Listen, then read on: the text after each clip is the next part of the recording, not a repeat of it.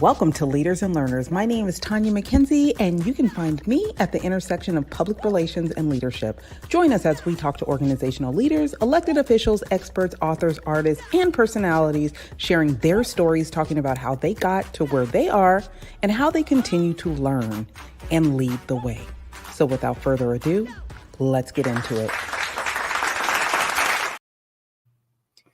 Greetings, good people. Welcome to another episode of Leaders and Learners, our South Bay edition, where we get into all things South Bay. Today, we're back about Redondo Beach's Fire Department. Now, for anyone that tuned in, I think it was last week, Tuesday, there was a City Council meeting, and I didn't even understand everything that went on. But what I do know is that we still have no decision on if our city is keeping their fire department or not, and why it's even an issue. So, Paul, go ahead and introduce our guest who's going to break it down and help us understand the misunderstood situation with the fire department. Yeah, welcome everybody. It's great to be here. We have a wonderful guest today. She was a former school board member in Redondo Beach from 2011 to 2015. She was also a city council member from 2015 to 2023. She enjoyed huge support from her constituents. Let's welcome Laura Emdee, everyone. Yay! Thank you for that nice introduction.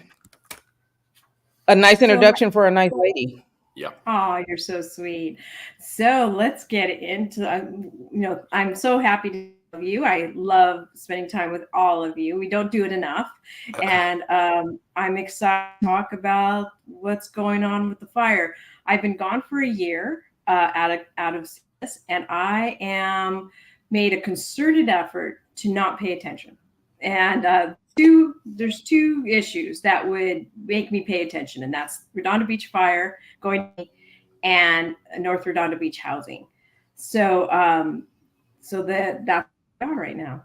Yeah, and the meeting was typical, 5 hours, laborious, just beat the issue into the ground. But a presentation that the city paid a lot of money for, a study on the fire department and the cost of keeping the fire department or going to county. The gentleman did an extremely good job at what he was tasked to do. But it just seemed to be talking to a brick wall sometimes with the city council, because the point was very obvious that it cost much more to go to county, and we're going to lose firefighters. We're going to lose some public safety. It's going to compromise, and we're going to lose one of our engines, and those cost $1 million. So Laura, I know you knew about this from the beginning of it, so maybe we can start there. So let's start in 2019, the council was a little different. So there was, and it was John Grand, Nils Narenheim, Todd Lowenstein, myself, and Christian Horvath. And Nils and Todd put forward a motion to study to go to LA County. John Grand voted with them. And I said to him after that vote, I said, why would you do that? There's no way our residents want to go to county. And he said, well, let's just let them study it. What's the harm in that? And when they get more expensive, they'll let it go. So fast forward, initial contract, it doesn't look good. It looks like it's going to cost a lot more money. So voted to not go forward. And just to be clear on that, people say, well, I thought we already voted on this. It's a 12-step process. So he voted not to go to the next step, the phase 2. And we got yelled at by the unions. We got yelled at by Todd and Nils. And then lo and behold, because John changed his vote, there was a recall done against him. Hey, let me ask you a question really quick. Yeah. As a resident, why is that even an option? Like, where would it come from for my city to even decide, let's get rid of our fire department and give them to the county? Can you explain that? Well, I think I can do that. There was a gentleman named Greg Allen who was the head of the firefighters union. I think he took that idea because maybe he was trying to get his union a better deal or something like that at the time. And I think he's the one that put it in front of Brand and the city council. And that's where the it It was started. at the And behest by of, the way, that gentleman has been voted out of union leadership and he is now retired. so it was at the behest of other firefighters and firefighter union members. They wanted something more, not the residents. Is that what you're saying? Right. Yes, it never came from the community. Okay. Mhm. Right. The community has never said, oh, let's do this study and let's see if it makes. No, we love our fire department and we always have wanted to keep it. And I just want to say, I looked up a Schedule A monetary contributions received. It was like the California Form 460, because you brought up the attempted recall of John Gran. That was back in 2020, the beginning of 2020. And yes, there were 2 campaign contributions towards his recall. One was from Zane Obaji, which is the current District 4 council person, and from Redondo Beach Firefighters PAC. Yeah. Mm. So there you go. There you go. Follow the money, right? And yeah, there it is. And so that's where we ended up. He defeated that, but then he lost the re-election to Zane. Almost, I'm not going to say it was the first motion Zane did, because I was surprised he held off. But very soon after he brought back the motion to go back to phase 2 of the fire study. That's how come it's back, because the 3 of them voted yes. It was 3-2. Christian Horvath and I dissented. And that's how we ended up down this path of the steps. So then they hired a consultant, and this is where we are. It took so long to come back because honestly, county took forever to get back to us. Yeah, and it's rather telling the other night when county didn't even show up to the council meeting to. They were invited. You know, So- they were invited and they just said, no, we're not going to send anybody. Who from the county? Anyone from Pardon the me? county, a representative Anyone. from the fire department. They were invited and they turned it down. So And and this is not new to Redondo, just so we're clear. El Segundo went through the same process, and they county chief to the council meeting, and they said to him, oh, once we go to county, then who do we call when we have an issue? And the fire chief just looked at them and said, no, you will have no more control. It's us. We are going to decide everything that happens in El Segundo. And another tidbit to that, once Hermosa Beach left, there was a meeting of different fire, because they were talking about maybe going to county. And the fire chief at the time, county fire chief, got a phone call, looked at his phone and said, and they asked him, who was that? And they said, oh, it's Hermosa Beach. They still think they have a fire department. yeah, and everybody should know that the Hermosa Beach was forced to go to county. They were in bankruptcy because they had lost a lawsuit against a large E&B oil. And so they just couldn't afford to have any kind of fire department anymore. So they were literally forced to make that choice. I didn't know that. I thought they wanted. I thought they wanted to go there, but sounds like that's not true. They were forced. They were forced. Well, and there's some, and just a disclaimer, there are some council members who defend that decision to this day. But I agree with Paul. They were in a very tenuous financial situation. And remember, they're building their fire. They personally had red tagged their own fire station. That's Well, so they were operating out of a Easy Up. nice. That's where their fire department was based out of, on City Hall parking lot. So, Laura, do you want to just run down the deal that they presented, or the City Gate, who is the people that did the study, what they said it would cost and what we get? Well, yes, they will. Over 10, it will cost us nearly $14 million more money. And that's just based on the books, okay? So just to be clear on that. So they looked at our facilities and they said, the union in LA County is extremely powerful. And they looked at that and said, for us to even move in here, we're going to have to do $4.5 million worth of work. That's number one. And that's part of the cost. Now, if they find asbestos, which they will, then the estimates can go up as high as $6 million more. So $15 million more over the next 10 years. And if they find asbestos, it will be more.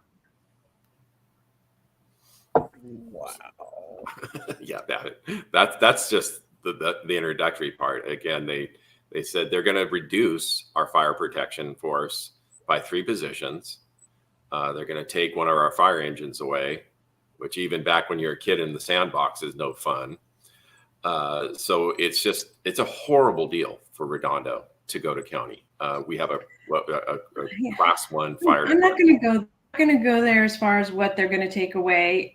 Honestly, I tend to agree with you, but they're promising that they will cover us, right? They're promising that they're going to do it from others. And okay, let's just it's a horrible deal if you feel that county won't get the same level of service. I'm not going to go down that path because I'm not going to try to do any scared with that. But it's a terrible deal just if they're even.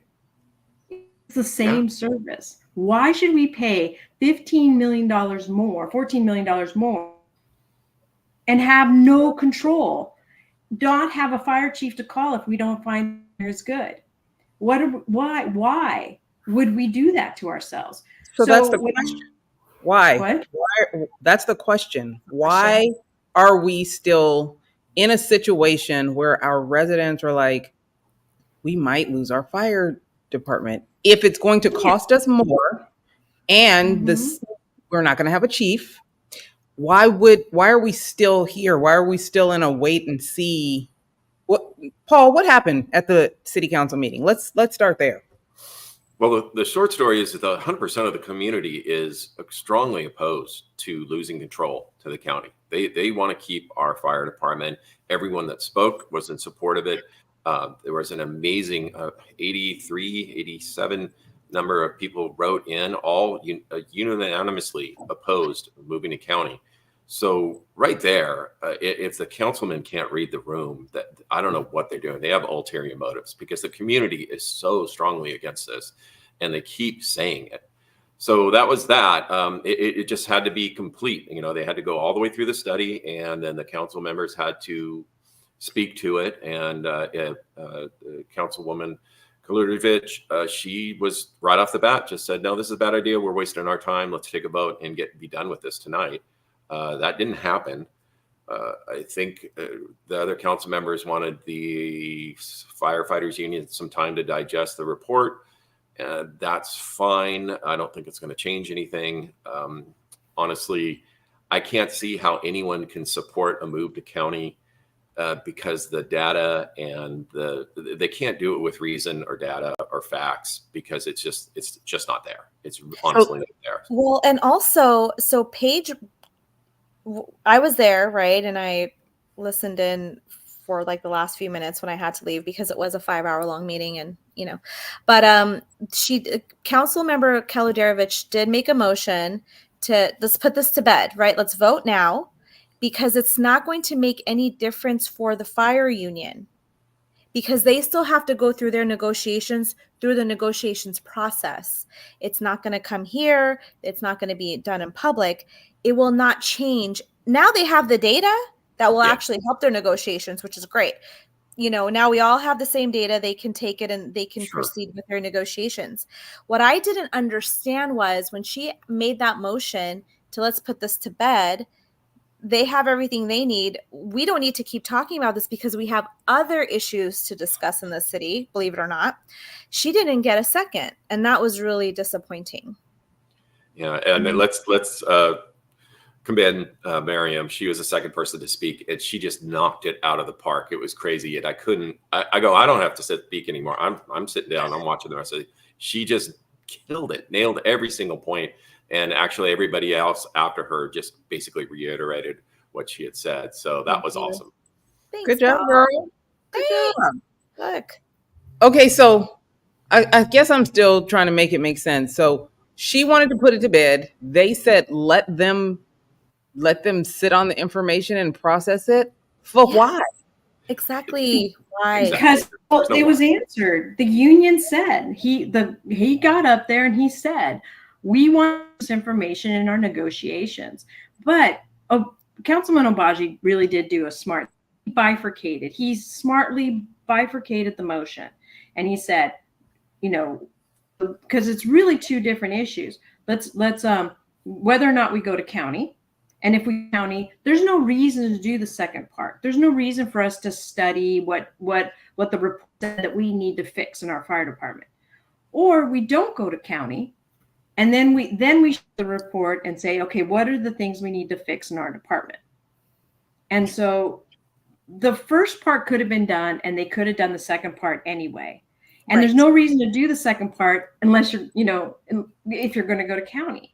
So her motion was totally reasonable, but all four of them were scared to death of the fire department union, the fire association. That's what is the bottom line on that. So I'm guessing, just like GPAC, there is a fee for the consultants and all the research that goes into this. What was the fee for the consulting and all the work that went into the fire study? And is there going to be more fees as they continue to go through this process instead of ending it? Like, if they would have ended it, are we done paying, or are we still where's the money? What's going on with the money? Well, I'm not quite sure what the fee was. $125,000 or something like that is what I heard for that. And then the phase 2 study was something like $5,000. When we're talking $14 million, those yes, it'll continue to accumulate. The biggest thing is if we go to county, like I said, is that we're going to have to $4.5 million immediately. And people say, well, they'll give us a loan for that. No, it's not a mortgage. They will give us a loan for 3 years. It's 3 years. So that $1.5 million per year has to be put into the fire department buildings right away. Find asbestos, it could go up even higher. Some estimates up to $6 million more. So that also have to be paid back in 3 years.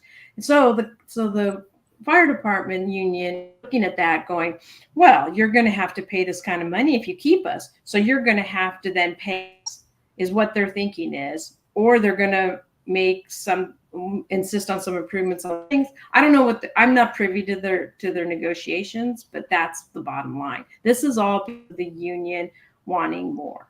Sure. And union groups and workers, they that's what they do. They negotiate for better deals, and that's fine. We will, Redondo as a city will negotiate in good faith. We don't want to be held over a barrel with some sort of threat like you got to go to county if you don't work with us. That's a false choice right there. We've already made our choice. We're sticking with our fire department. We support our fire department, and we'll work, within the limits of our budgets to improve their situation. Of course, we know it's worthwhile. We've done it with our schools. It improves the entire community. So they should understand that we're going to negotiate in good faith as long as the people stay involved, and we'll get forward. But yes, not putting this to bed just continues staff time, and we got a lot of things we got to deal with, and they just kick the can down the road all the time. So yeah, somebody there at City Hall has to do this work over and over again, and they're going to want to see some other budgets, and I think it's going to go to the commissions. The commissions aren't going to say anything. They're not qualified to say anything really.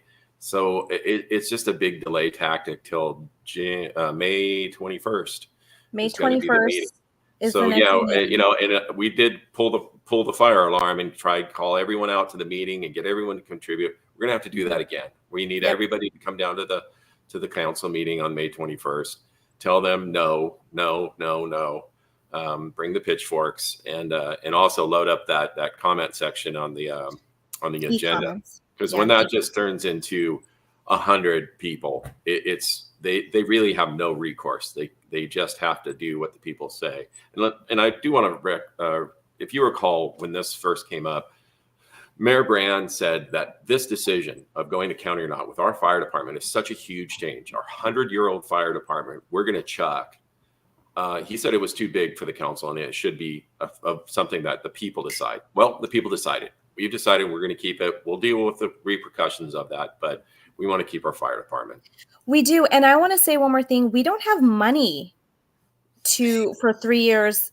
Hello. We don't have money.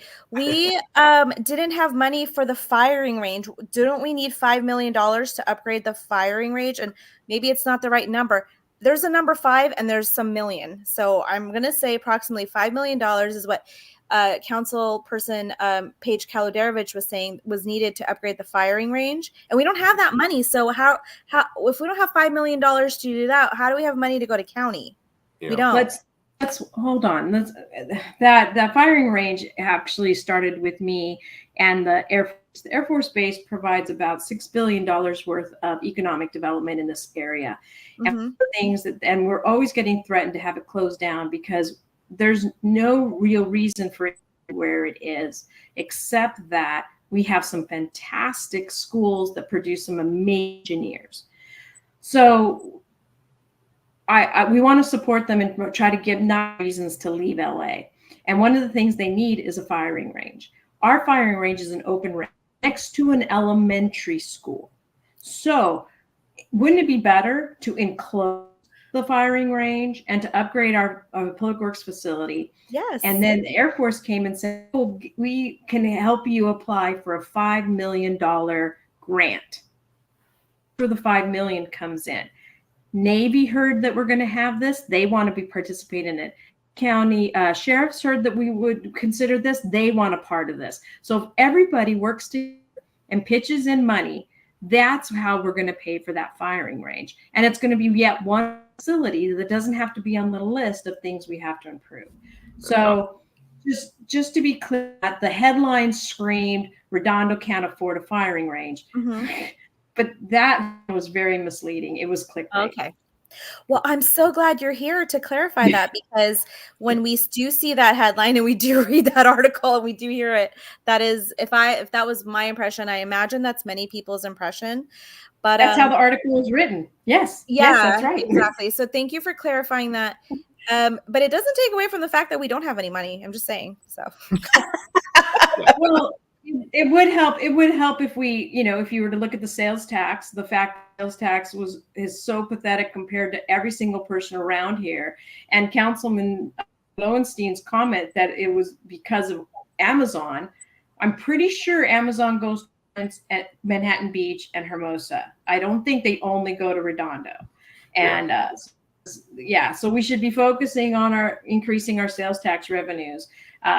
We should be figuring out those kind of things to be able to afford things like putting, like rating our facilities. And that's a issue down the line. We probably will have a public safety bond coming up somewhere down the line, just like the schools want another bond. These things come up periodically. Redondo about every 20 years votes for a school bond. And then they're well worth it. So, I'm a homeowner, so my property taxes will be affected by that, which means they go up. But I'm happy to spend money to improve our public safety here in Redondo. I'm not going to give money to the county. I'm just not going to do that. No. Nope. Well, Ms. Laura, we appreciate you helping to clarify this for us. Is there anything else you can kind of lend to the conversation and for the residents so that they understand the part that they play in this type of issue in the city? They should be going to the council meeting and they should be writing to the representative. They should be letting them know that they don't want to change if that's what they want. And I'm pretty sure that's what it is. When I was in office, I did a survey and a majority, like close to 80%, said absolutely not, no matter what the cost. There was a few of them that said, well, if it's cheaper, sure, I'll go to county, but it's not cheaper. So that means there's no to them as well. So then that would make it close to 80%. They should also demand, when they go to talk to them, that this be put on the ballot. When we first began, I talked about it and how they were considering going. And they put it on the ballot. 91% said no, do not go to LA County. 91%. I think we'll end up with a similar situation here. And just to put some history on, in the last 40 years, it has been almost 5 times. I'm not quite sure of that number, but it was at least 5 times or close to 5 times that we have tried to go to LA County. And each time the answer has been no.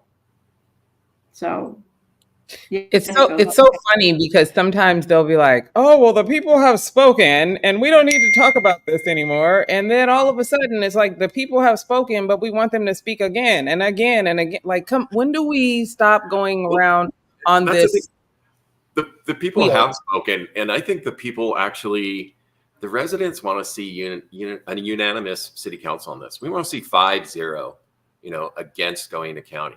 Anything less, any council person supporting going to county, it's really suspect, because they can't support it with data or fact. So I want to see unanimity. Remember, these people want to be mayor. Yeah, we agree with you. We get it. We read the report. We read the same report you get. We agree with the facts. There's no alternative facts. So I want to see a 5-0 slam dunk on this. And, me personally, I'd love to see a public apology too for wasting our time and money on this stuff, because we knew we were going to do this, end up right where we're at years ago. So, but that's just me. It feels like the general plan, but I guess that's for another conversation. Yes, there is a whole nother show. Oh, All right, that guys. we spent over $1 million on that process. Oh yeah. Tanya and I, 8 years of our lives. Laura was like, just to let y'all know, she was like, it's going to be like 10 meetings. You'll be done in about. It's only supposed to be 10 meetings. I was like, that was almost 10 years of my life. What just happened here? But it was an honor to serve the public. Commitment to Laura, boy. Break that. Well, thank you guys so much for being here and having this conversation. We will go ahead and put all of the contact, as we did earlier this week. We'll put all the contact in the captions and let you know who your district people are and who you need to talk to. But make sure that your voice is heard and that you are as active as possible in this process, because if you're not, you don't really get to complain later, right? No.